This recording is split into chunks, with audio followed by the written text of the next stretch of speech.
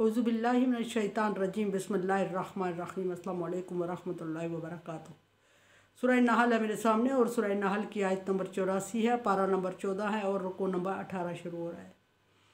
सूरह नहल की आयत नंबर 83 और रुकू नंबर 17 के आखिर में अल्लाह तबारक व तआला ने नबी सल्लल्लाहु अलैहि वसल्लम को तसल्ली दी और फरमाया कि ए नबी सल्लल्लाहु अलैहि वसल्लम, ये मेरे दीन को और ये मेरे इनामात को और ये मेरे एहसानात को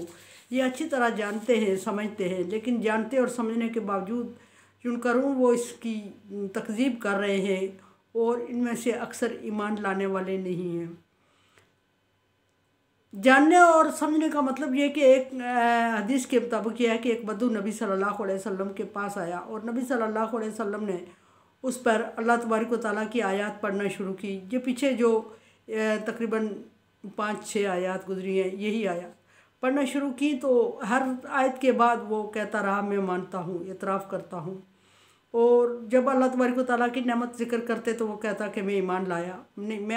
मैंने माना कि ये अल्लाह की एहसानात है। लेकिन जब उसे कहा गया कि अल्लाह को मानो और ईमान लाओ तो वो पीठ फेर के चला गया और फिर उस पर अल्लाह तबारक व तआला ने ये आयत नाज़िल फरमाई कि ये जानते बूझते हुए, मेरे एहसानात को समझते हुए ये पीठ फेर के चले जाते हैं, कुफ्र कर रहे हैं। और फिर अगला उनका अंजाम ज़िक्र फरमाया आयत नंबर 84 में फरमाया कि वह यौम नबासु मिन कुल्ली उम्मा, ये अभी इनको ऐसे ही छोड़ दें। फिर इसका ये भी नबी सल्लल्लाहु अलैहि वसल्लम को इशारतन फरमाया कि पिछली उम्मतों ने भी पिछली उम्मतों ने भी अपने अंबिया कराम के साथ ऐसा ही मजाक किया, ऐसा ही जुटलाया उनको।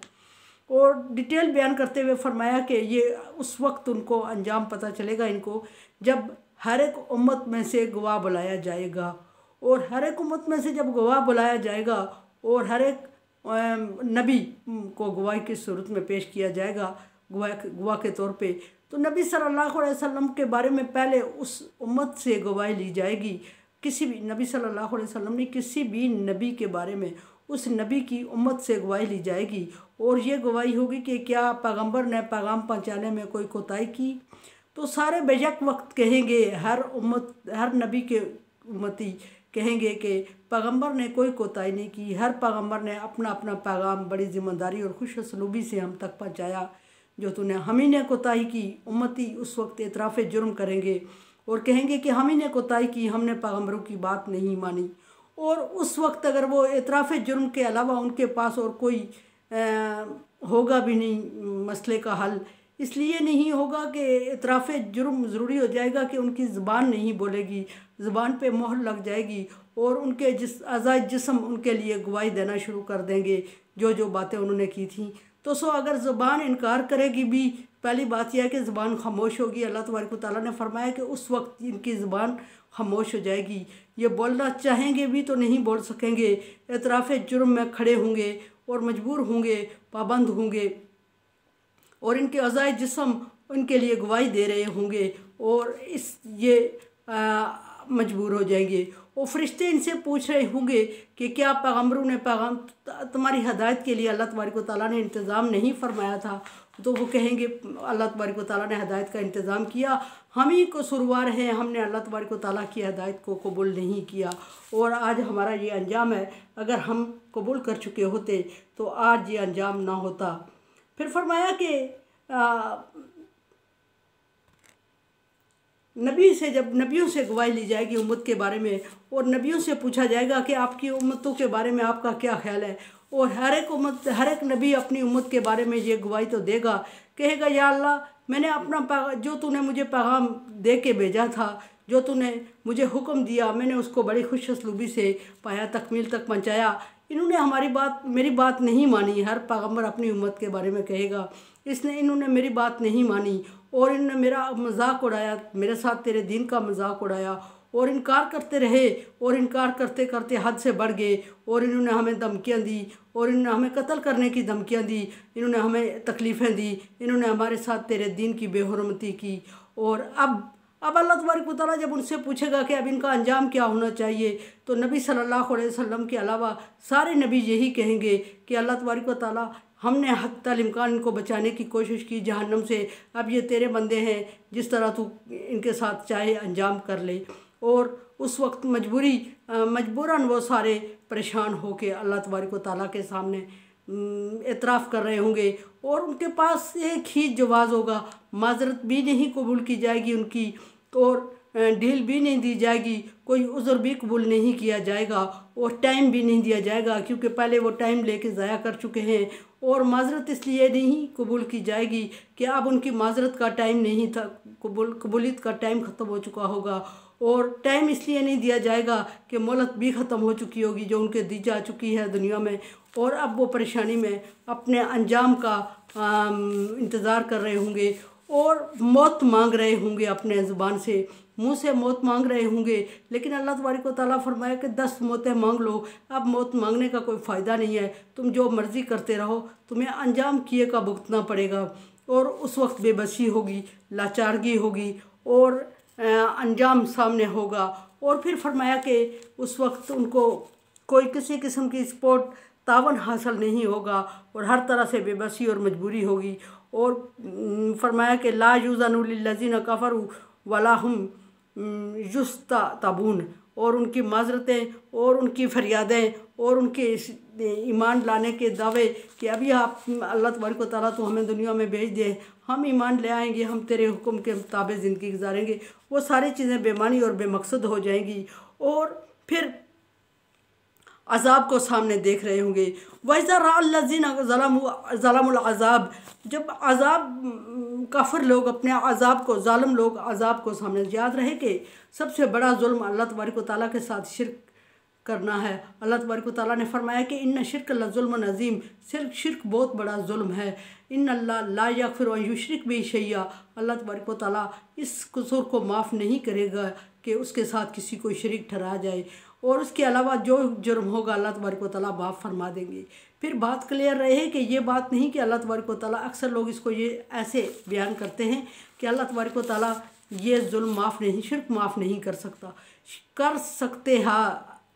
सकता है अल्लाह तबारक व तआला। अल्लाह तबारक व तआला की ज़ात सब कुछ कर सकती है, लेकिन करेगा नहीं, क्योंकि शिर्क अल्लाह तबारक व तआला ने ना माफ़ करने का वादा किया हुआ है। और शिर्क कबीरा गुनाह और बहुत बड़ा जुल्म है। और अल्लाह तबारक व तआला ने फरमाया कि मेरे बंदों ने मेरे साथ जुल्म किया, शरीक ठहराया,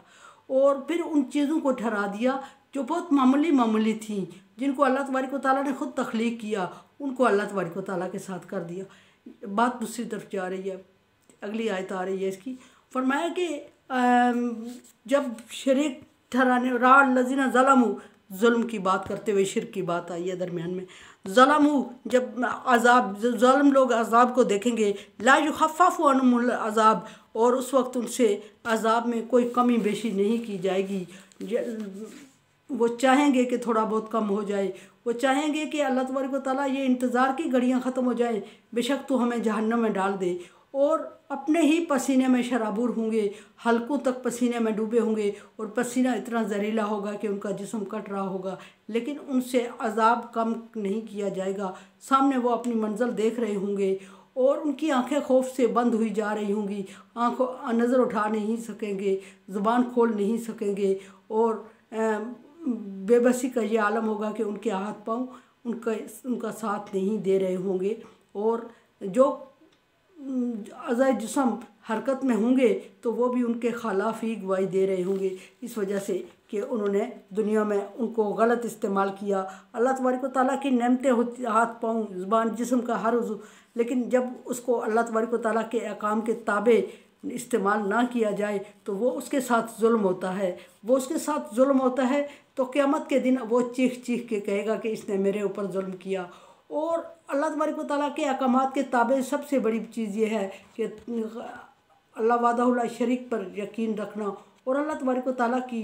तौहीद पर यकीन रखना, और उसके साथ किसी को ज़ाती या सफ़ाती किसी को शरीक ना ठहराना, ये अल्लाह तबारक व तआला का हक़ है। और जिसने इस हक़ के ख़िलाफ़ जिस्म के जिस उज़्व को इस्तेमाल किया होगा वो उसके साथ ख़िलाफ़ क़यामत के दिन गवाही देगा। फरमाया कि ला युख़फ़फ़ु अन्हुमुल अज़ाब, उनका अज़ाब कम नहीं किया, हल्का नहीं किया जाएगा, कम नहीं किया जाएगा। वला हुम युनज़रून, और ना